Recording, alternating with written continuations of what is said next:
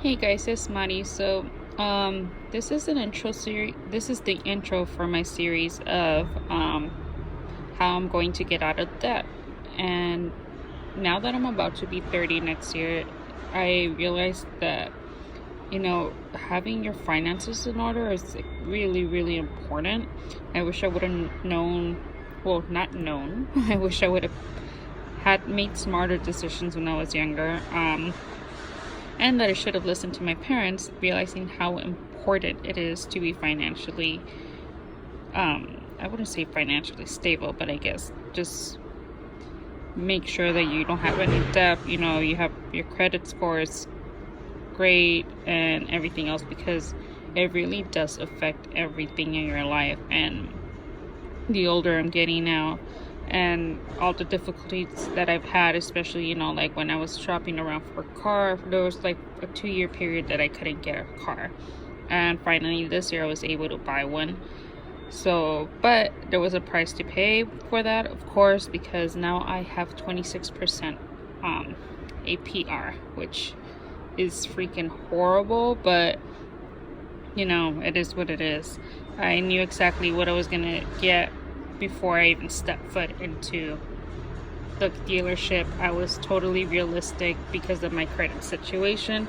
I wasn't surprised at all when they told me what the APR was going to be. So yeah, as you can see, this is what I have at the moment for debt. I owe $56,934,000. I mean, yeah, all the stuff has just accumulated over the years, and it's from stupid decisions that I pretty much made. Sprint and Verizon, I got surprise bills with them. Like, basically they were just charging me for random things, and I would get upset and I would cancel the service, or I would just stop paying completely. And yeah, that's how those happen. I have a lot of things in collections. It's mostly payday loans from 2016. I was, it's not an excuse, but I was financially dependent of my ex for a while, so he would pretty much handle all the money, and whatever I had in my pocket I would just spend. And once we broke up and I had to move out on my own, it was not it was just a big learning experience. And I'm pretty grateful for everything that has happened since then. Obviously I would not be where I am right now, and I think that is the reason why I decided to take the steps, because I am in a position that I'm finally not living paycheck to paycheck, which I never thought I would get there. So yeah, it's it was a blessing in disguise. So yeah, I will be actually using Dave Ramsey's Snowball method to get rid of my debt. I tested it out last month, and I saw how much it helped. I think I paid off like $1,000 in debt, and which to me was fucking great. It was just something that I realized that I could do. So this month, I am hoping to get rid of the Sprint collection, pay off my computer, and also get rid of the Lend-Up collection. Those 3 are my goals. If I could do more, I will. As for my credit cards, those are always paid on time. I think I only have to pay 2 more bills for my credit cards this month, which is just a Credit One and one of the Capital One cards, which is coming up next week. For my student loans, they are deferred for the time being, because I could always take care of those. I know interest is gonna add up, but the interest is not as bad as any of my other stuff, like the credit cards or my car. They're all in the 20-something%, and I'd rather pay those off than worry about my student loans, which I think are like at 5% or something like that APR, which is nothing compared to the other things.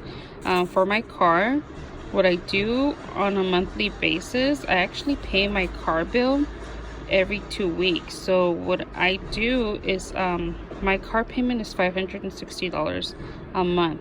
So every 2 weeks I pay $280. That way, I actually don't pay more in interest than I should have to. And honestly, it has helped. My original debt for the car in May was $1,996, and right now is $1,979. So it has actually made a bit of a difference. I mean, I wish it could be more of a difference, but that's a start for now. And yeah, also one important thing that I did forget to mention, before starting this, you should really save up at least $1,000 for emergencies. And I learned that the hard way, especially like earlier this year. I had already started, saving some money. I had like $500 saved up, and then my truck died, and then it was way more money than I had to fix it. So I had to actually sell it and junk it. And I think if I would have fixed it, I wouldn't be in the situation right now where I would have a car bill. But it is what it is, and it was a learning experience. So that was one thing that made me realize, like, hey, I really need to have some things saved up. Also, I lost my phone in September because I got really drunk, and since I don't really drink anymore, it scared the hell out of me. So since then, I've kind of toned it out on the drinking too, because I do not want to be out of a phone again and then have to like fork up a lot of money that I shouldn't have to because I lost it.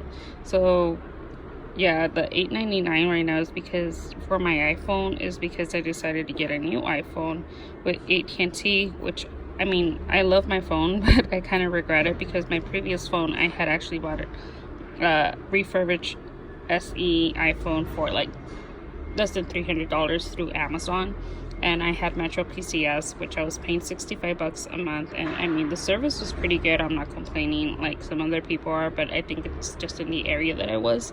So yeah, so this month, like I said, those top 3 are the ones that I'm trying to get rid of.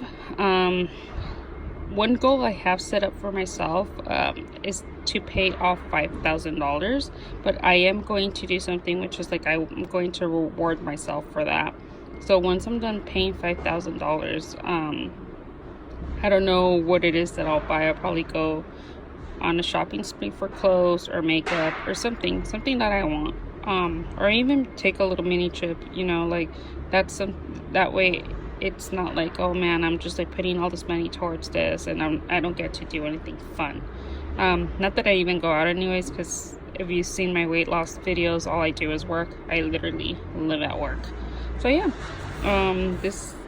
if this is something you guys are interested in watching, just let me know. Hit the thumbs up button and or leave a comment down below. And if you have any suggestions about how to work with the all ears, this is just going to be a learning experience for me, and I actually love working with numbers, so I'm actually pretty excited about this.